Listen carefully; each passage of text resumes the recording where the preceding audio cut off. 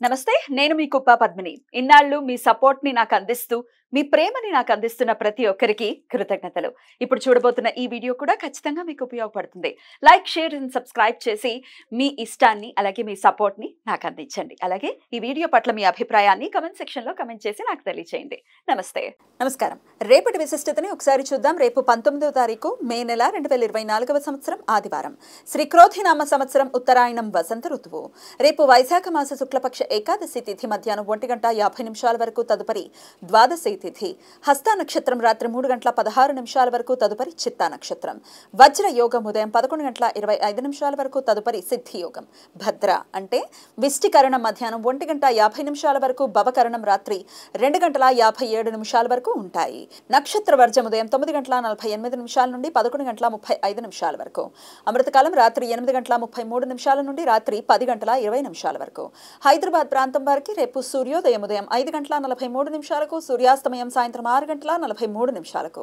చంద్రోదయం మధ్యాహ్నం 3:14 చంద్రాస్తమయం రాత్రి 3:19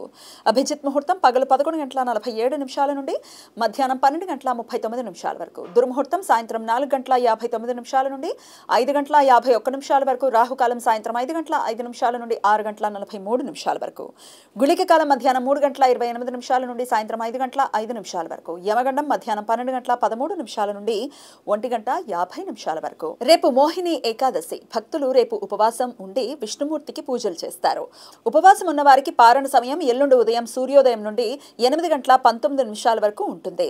రేపు విష్ణుమూర్తి ఆరాధన చేసిన వారికి జన్మాంతర ప్రారబ్ధాలు తొలగిపోతాయని చేసిన పాపాలు ప్రక్షాళన అవుతాయని చక్కటి అనుకూలమైన భవిష్యత్తు ఉంటుంది అని నమ్మకం విష్ణుమూర్తి మోహిని అనే పేరుతో స్త్రీ రూపంలో వైశాఖ శుక్లపక్ష ఏకాదశి రోజు ప్రత్యక్షం అయ్యారని ఈ ఏకాదశికి మోహిని ఏకాదశి అని పేరు వచ్చిందట అగ్నిపురాణం ప్రకారం సీతా వియోగంతో బాధపడుతున్న శ్రీరాముడు వశిష్ఠ మహర్షి సలహా మేరకు మోహిని ఏకాదశి వ్రతాన్ని ఆచరించారు అని తద్వారా ఇబ్బందుల్ని అధిగమించి మరలా సీతాదేవిని పొందగలిగారు అని పురాణ కథనం రేపు అన్నవరం శ్రీ సత్యనారాయణ స్వామి వారి కళ్యాణోత్సవం రేపు ఆదివారం హస్త నక్షత్ర కలయిక ఉండటంతో సర్వార్థ సిద్ధియోగం అమృత సిద్ధియోగాలు రేపు సూర్యోదయం నుండి రాత్రి 3:16 మధ్య కాలంలో ఏర్పడతాయి ఈ సమయంలో నూతన వ్యాపార ప్రయత్నాలు చేయడానికి కొత్త పనులు ప్రారంభించడానికి నూతన ఔషధాలు వాడటం మొదలుపెట్టడానికి వైద్యుల సలహాలు తీసుకోవడానికి అనుకూలం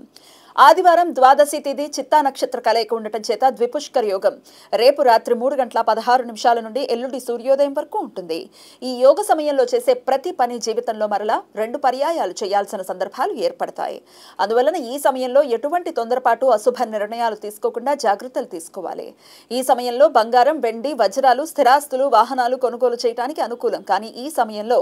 న్యాయ చట్టపరమైన చర్యలు తీసుకోవడానికి చిన్న చిన్న అనారోగ్య లక్షణాలకు ఆసుపత్రుల్లో చేరటానికి అప్పుల గురించి ప్రయత్నాలు చేయటానికి అనుకూలం కాదు ఈ సమాచారాన్ని మనకు అందించిన వారు మేడికొండూరు విశ్వనాథ్ ప్రసాద్ గారు ఆయనకు కృతజ్ఞతల్ని తెలియజేస్తూ నారాయణ స్మరణతో సమస్త సన్మంగళాని భవంతు నమస్కారం